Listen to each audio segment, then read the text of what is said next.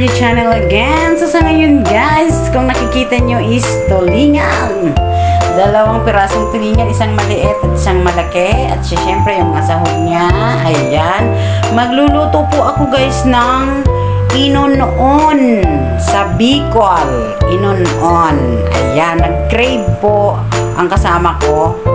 Inon-on daw, gusto niya ng inon-on. Saka ayan, bumili siya ng tulingan sa Tagalog, turingan sa Bicol. So ayan, siyempre may sili, hindi pwedeng walang sili pag Bicol. Ayan, may suka, pampaasim, luya, bawang sibuyas.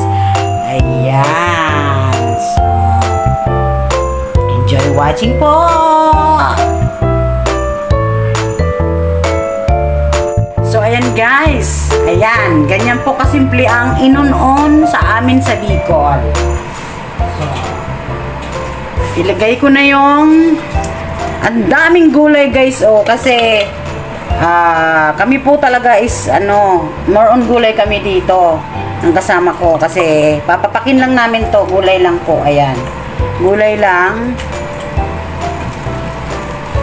Gulay. Ayan, ganyan. Kasi hindi po kami nagra-rice. Naka-diet po kami ng kasama ko. So, syempre yung talong. Ayan, oh. Ang dami. Sa gulay pa lang po. Grabe na talaga. Oh. Tambak. Syempre, ilagay natin yung luya. Ginger, may bawang, pinitpit ko lang siya, yung sibuyas. Ayan, parang sasaing lang. Siyempre yung sili, ito naman is ikakat ko siya. Mamaya ko na siya ilalagay kasi baka manghang. Ayaw ko na sobrang hanghang kasi ito manghang na. So ikakat ko lang siya. Into 3 pieces. Siyempre, lagay na natin yung tulingan.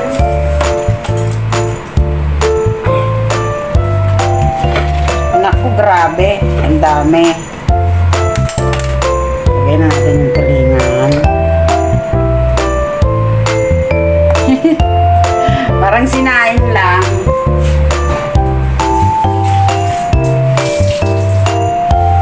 Sasain ko lang ganyan. Tapos, iluluto siya ng naka-low fire. Lagyan ko siya ng suka, paminta, syempre tubig. Lagyan ko muna siya.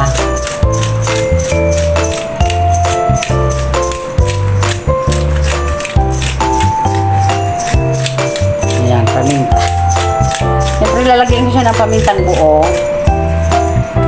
Pamintang durog at saka pamintang buo. Ayan. Po. Hindi ko na siya lagyan ng pamintang dahon. Siyempre asin.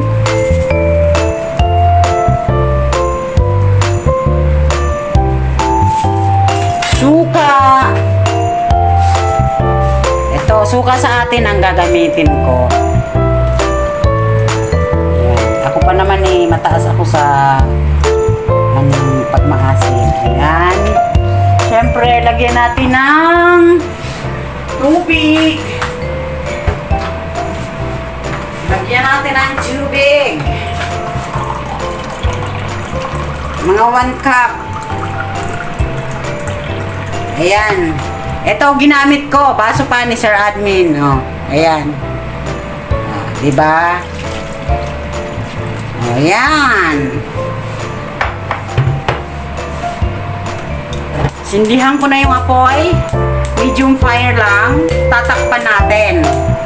So, wait tayo hanggang maluto. At syempre, titingnan ko din natin. So, bibisitahin, sabi nga. Ayan.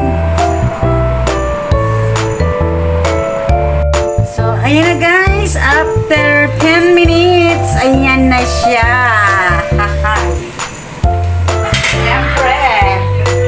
Galawin natin ng konti, guys. O, diba?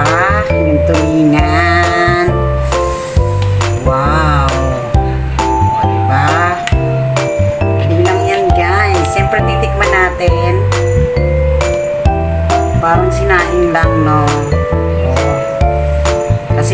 kasama ko, mahilig sa may sabaw ng konti. Ako talaga dry food ako, pero pagbigyan natin kasi request. So, ayan.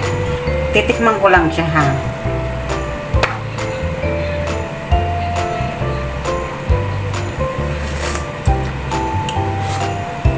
Okay na, ang asim, okay na, pero may dadagdagan ko pa siya guys ng pampalasa, yung magic sarap sa atin.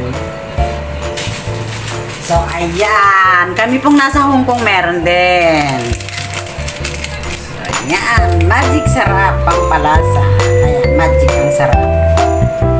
Oh. Ayan, and syempre ilalagay ko na tong sili.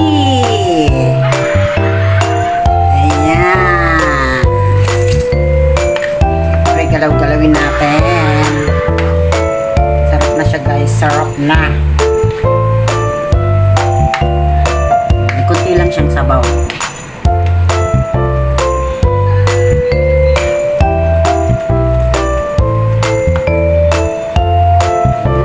Bango. Ang bango guys.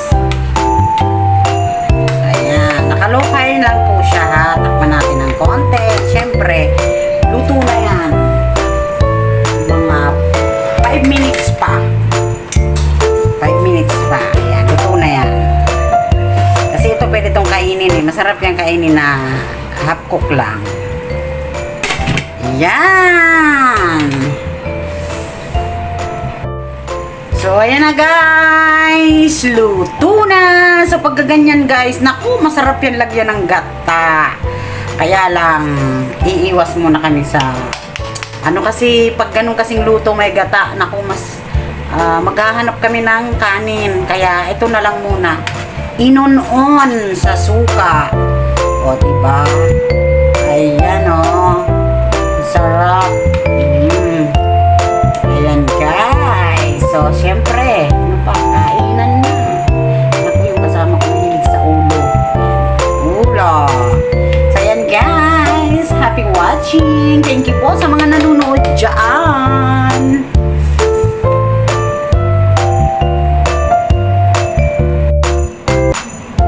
So, ayan guys. Siyempre, kukuha na ako ng kakainin ko. Haha. Ayan. Ay, naku, ang daming gulay. Gulay pa lang guys. Ayos na. Buto-buto. Siyempre, ulo. I like ulo. Siyempre may sili. Sili tayo. Ayan, sili. Tapos yung green. Yung green. Asan na yung green? Ito. Yung green na sili. Ayan, guys. So, diba? Sarap. So, siyempre buntot. Buntot. Ayan. Yan na ang lunch namin ngayon, guys. Thank you sa lahat pong nanonood dyan sa ngayon. Maraming salamat po. Thank you po sa tiwala nyo kay Irene Cirillo